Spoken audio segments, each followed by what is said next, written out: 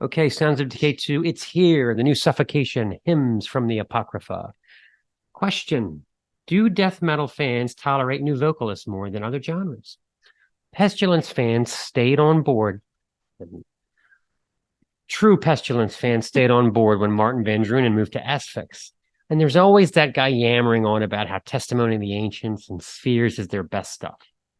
Brazil's Rebellion, check this out, just released an album with their third bass-playing singer, who sadly passed away last year, so they got to look for number 4.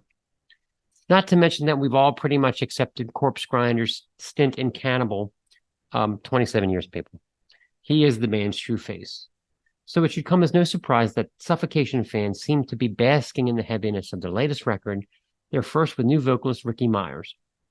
The band's signature hard-blasting, ear-shredding, low-woofing sounds are as potent as ever.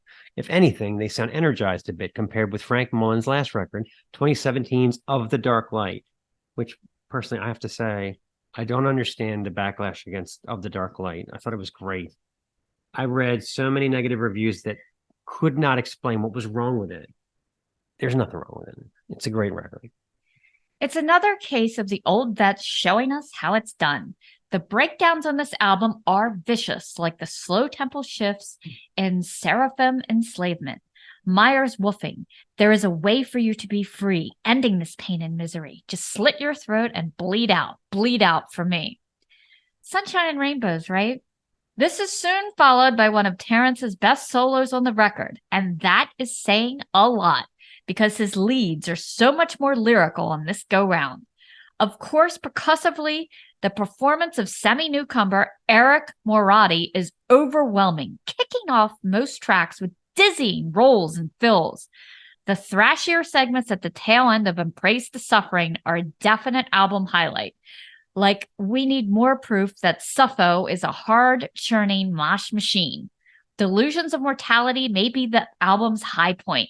It all comes down to riffs, and this one is 3.5 minutes of the best prime USDA headbanging delight, and the solo from Hobbs is otherworldly.